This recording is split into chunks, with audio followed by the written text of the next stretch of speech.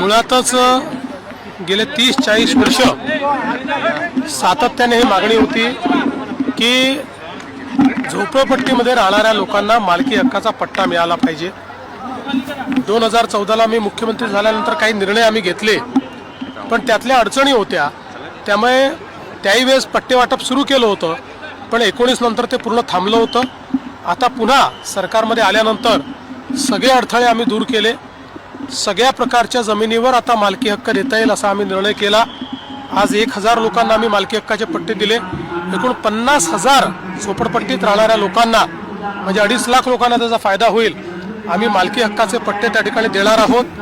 त्यासोबत सिंधी निर्वासितांना फ्री होल्डची जमीन आम्ही देतो आहोत आणि सगळ्यात महत्त्वाचं 8 वर्ष सर्वोच्च न्यायालयामध्ये लढून आता झुडपी जंगलावर बसलेल्यांनाही मालकी हक्काचा पट्टा आम्ही देतो आहोत। याचं एक नागपूर मॉडेल आम्ही तयार केलं आहे, त्याचा GR आता संपूर्ण महाराष्ट्राला लागू केला आहे। महाराष्ट्रात जिथे जिथे झोपडपट्टीत लोक आहेत त्या ठिकाणी फक्त MMR रिजनमध्ये आपण SRA करतो म्हणून त्याला हे लागू नाही आहे, बाकी सगळीकडे हा GR आपला लागू आहे आणि त्या ठिकाणी मालकी हक्काचे पट्टे देणार। आणि त्यासोबत कोणाचं कच्चं घर असेल तर पक्कं घर बांधायलाही प्रधानमंत्री आवास योजनेत त्यांना पैसे आम्ही देणार आहोत। 40,000 जवळपास लाभार्थी जे वंचित आहेत त्यांची प्रक्रिया कशी असेल? 50,000 लाभार्थी होतील, त्यातले मला असं वाटतं आता 25,000 आम्ही जवळपास कव्हर केलेले आहेत। उरलेल्यांची प्रक्रिया वेगवेगळ्या स्टेजवर आहे, कारण याच्यामध्ये मोजणी करावी लागते, इंडिव्हिज्युअल पट्टा तयार करावा लागतो, प्रत्येकाची रजिस्ट्री करावी लागते, असा खूप मोठा प्रोसेस आहे, ती प्रोसेस चालू आहे। या पट्ट्यामध्ये स्पष्टपणे दिलेलं आहे की हे पट्टे बँकेबल आहेत, कोणाला कर्ज काढायचं असेल, विक्री करायचं, सगळ्या पद्धतीनं एखाद्या खासगी माणसाच्या जमिनीला जे अधिकार असतात ते सगळे अधिकार याला दिलेले आहेत। मुंबईमध्ये भाजप कार्यकर्त्यांमध्ये प्रामुख्याने मोठी नाराजी आहे, त्यांची अशी अपेक्षा होती की स्वबळावर लढलं तर कार्यकर्त्यांना जास्त संधी मिळेल।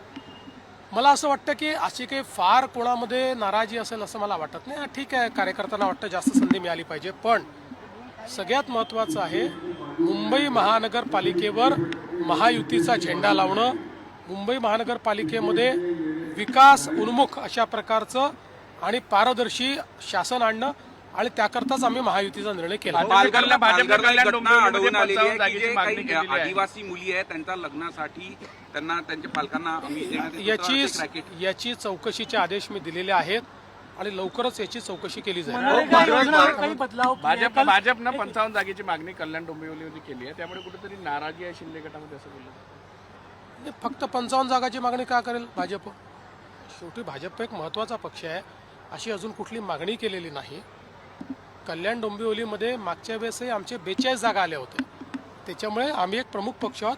तिथे 2च प्रमुख पक्ष आहेत, एक शिवसेना आणि दुसरा भाजप, बाकी तिसऱ्या पक्षाची तिथे कोणाचा फारसा काही वजूद नाही आहे। आम्ही आपापसात बसून जागा वाटप करू।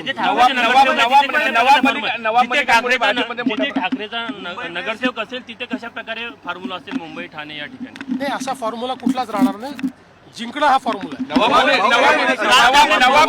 आहे। दादा म्हणाले की बार्टी आणि सारथी याची जी शिष्यवृत्ती मिळते त्यामुळे अनेक घरातील 5-5 लोक जे आहेत ते PhD करणारे विद्यार्थी त्यांना कसं?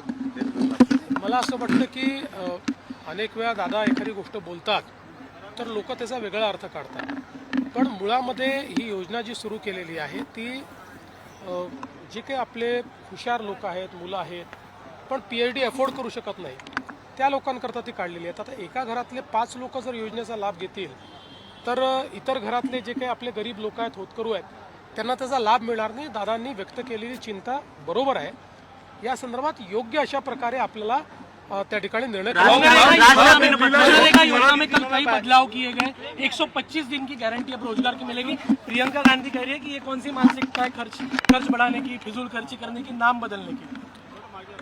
मुझे ऐसा लगता है कि आप मनरेगा का काम करो तब भी वो बोलते, ना करो तब भी वो बोलते, जनता को फ़ायदा हो तब भी उसके खिलाफ बोलते, इसलिए उनकी तरफ तवज्जो देने की कोई ज़रूरत नहीं है। बहुत ही सकारात्मक बदलाव मोदी जी की सरकार ने किए हैं, इससे ग्राम विकास में और ग्रामीण रोजगार निर्मिती में बहुत फायदा होगा। दिल्लीला नाहीये, त्यामुळे भाजपचं नेतृत्व शिंदेना चेकमेट देत आहे, शिंदेना जास्त तवज्जो देत असं संजय राऊतांनी म्हटलेलं। भाजपच्या नेतृत्वाला मी जास्त ओळखतो की संजय राऊत जास्त ओळखतात?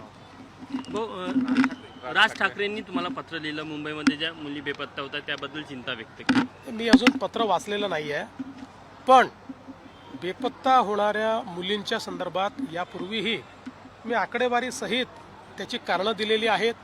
मुली परत किती येतात हे देखील सांगितलेलं आहे.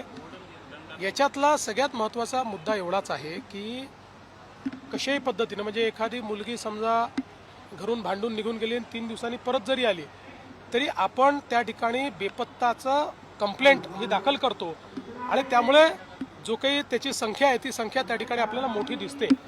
आणि साधारणपणे आपला अनुभव आहे की वर्षभरात 90% वर आपण परत आणतो. पुढच्या 1.5 वर्षात अजून उरलेल्या त्या ठिकाणी सापडतात, परत येतात.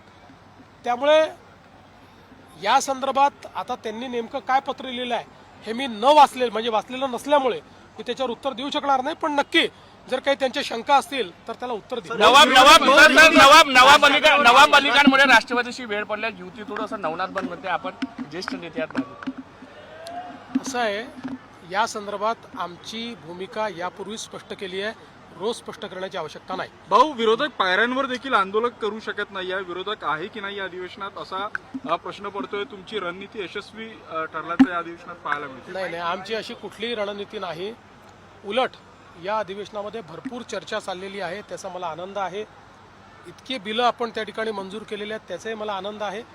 चर्चा चालली तर त्याचा आनंद मानला पाहिजे. पायऱ्यांवर आंदोलन करायचं आणि चर्चेत भाग घ्यायचा नाही, याला लोकशाहीत स्थान नाही आहे.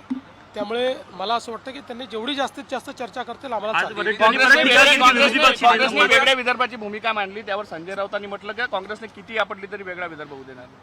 मला काय वाटतं की हे जे काही या ठिकाणी हे काय बोलतात ते काय बोलतात याच्यावर उत्तर देण्याकरता मुख्यमंत्री आहे का?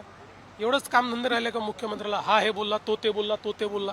काय आमच्या लेवलचं असेल तुम्ही जरा आमच्या विरोधी पक्ष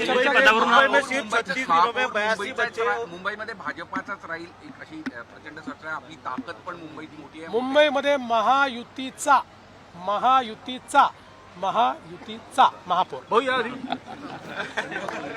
अशाच नवनवीन अपडेट्ससाठी डिजिटल कोल्हापूर चॅनेलला सबस्क्राईब करायला विसरू नका.